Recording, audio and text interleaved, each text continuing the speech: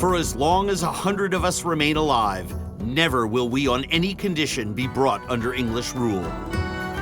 The books and the movies have certainly elevated this. Do people tend to focus too much on this one man, or was he as big a national symbol back then as we think of him now? Well, I think he's quite critical. Now, the version that's portrayed in Hollywood is obviously rather different from the reality.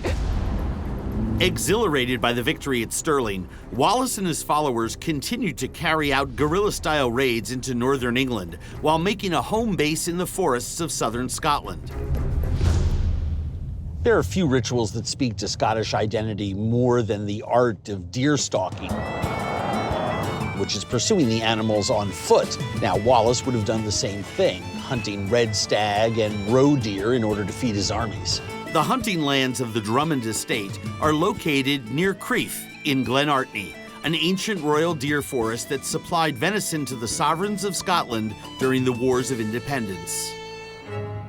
The centerpiece of the estate is the 15th century castle and terraced gardens. Visitors can hunt or fish the grounds with local guides like deer stalker Alastair Chalmers. What's the goal today? We take the truck only so far and then walk in? Yep, so we're going to take a drive out along the top of the hill, see if we can see something through the snow, and we'll stalk into it and try and get a shot for you. The roe deer are in season. The roebucks came into season on the 1st of April, but we'll see red deer, but they're out of season as it is. And speaking of out of season, it's snowing. Very good. That's Scotland for you, though.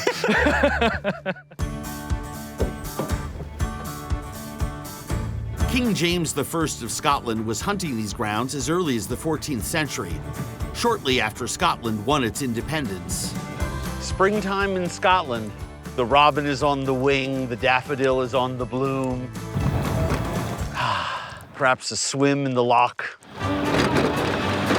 You can only imagine back in Wallace's time, the volatility of the weather created a strong-spirited Scottish character that you still feel today.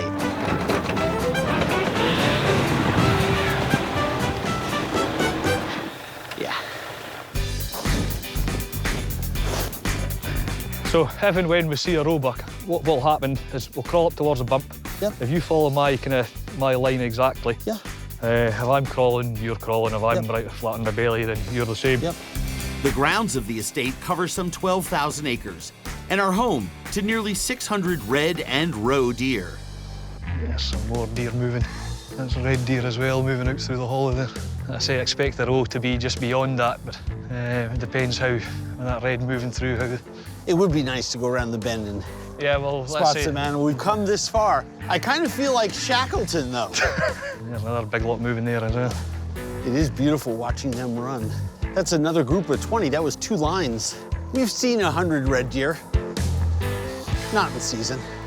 Aside from being the only deer currently in season, roe deer are smaller than the red and prized for their meat. So we've come as far as we can go. With snow this heavy, conditions like this far from the car, no emergency supplies, and the movement of deer being what they are, which is essentially non-existent for the roe deer. What's the post-mortem? Well, all I can see is red deer in front of me, to be honest with you. There may be a roe further around the corner, but as the sort of day it is... yeah, it's messy. I think it might be pointless kind of continuing, to be honest with you. I think it's best we go make lunch with our deer from yesterday. As luck would have it, a second Alastair works at Drummond Estate, a butcher from nearby Crieff. Alastair Gurley is dressing the roe deer from yesterday's hunt. Look at the color of the meat.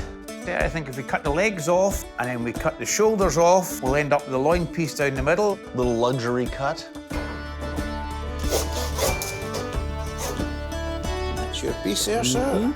One there for you. That's a stunner. Roe deer are a European species that's common on restaurant menus of England and Scotland, but can't be found in the United States. Got some nice kidneys here. Those can pan fry up as well.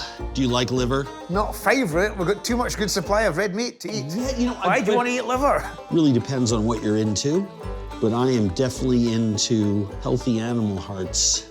Oh my God, gorgeous. You've done that before? Yeah, a couple, 200-300 times. The tenderloin, heart, liver, and kidneys are prepped to saute simply with salt. The history of hunting in this land is famous all over the world. And going way, way back to the time of William Wallace, the techniques for harvesting wild hoofed animals, I'm assuming were the same as they were in other parts of the world where they were driven? Yeah, there would be massive deer drives that would go on for 2 and 3 days to drive them through small clefts in the top of the hill where people would be waiting with broadswords to cut them in half as they were hunting, as they were running through. So that would have been something to see.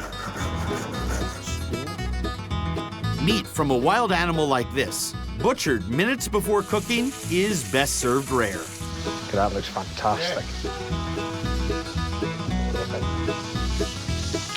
Good Lord. Why does anyone want to eat foods that aren't wild when the things that are wild taste this good? Be honest, that just melts in your mouth. I've never eaten liver in my life before. Is that true? That is an honest fact. You know, a liver in the supermarket that's from a commodity farm, that's weeks old, has nothing on this, but in the wild to have the opportunity, because the food and the water this animal has been eating, I mean, that's just as good as food gets. No, you've never eaten a liver, I've never eaten a kidney. Oh my God. Here we go. I mean, that's delicious. You get that little minerally river rock flavor in there. That's beautiful. But it still is gorgeous. Beautiful. It's a unique opportunity to give a hunter his first taste of kidney and a butcher his first taste of liver.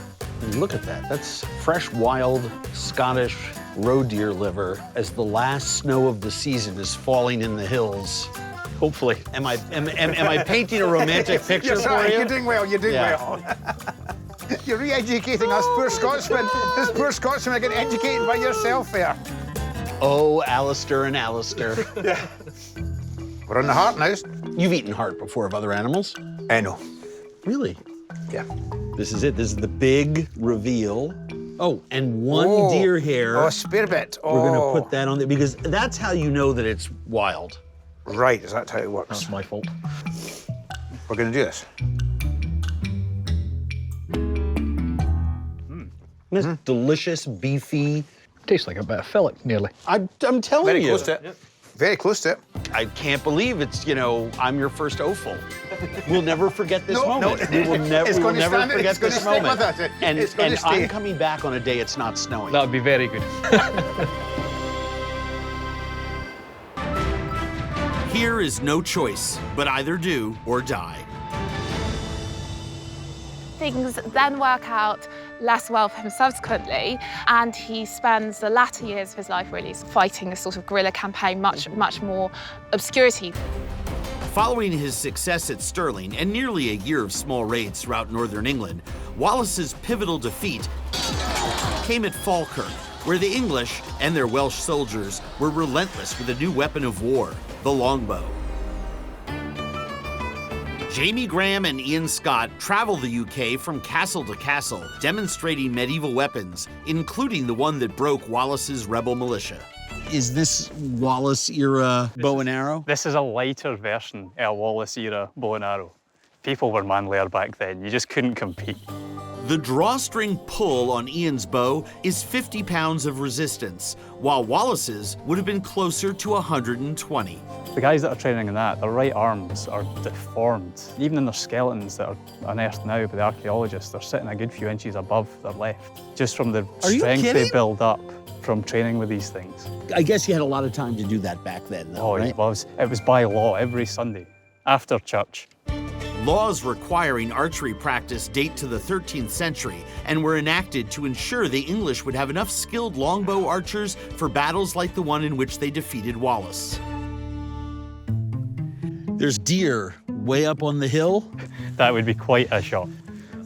No problem. Go for it. Hold my beer. We have a deer set up. That is our target. I heard you weren't too lucky this morning. Hopefully, you'll manage that one a bit easier. Ouch. What arrow are we using? We brought us the full selection with us. God, those are beautiful. Oh, yeah. You guys make these? We do. And these are the tips developed to pierce armour. Right. So I'd say you've got a pretty good chance against that deer. Just make sure your left arm out straight. Yep. You're knocking in, and it's just a roll out of your shoulders. A nice fluid motion. Okay. I'm a good shot with a gun.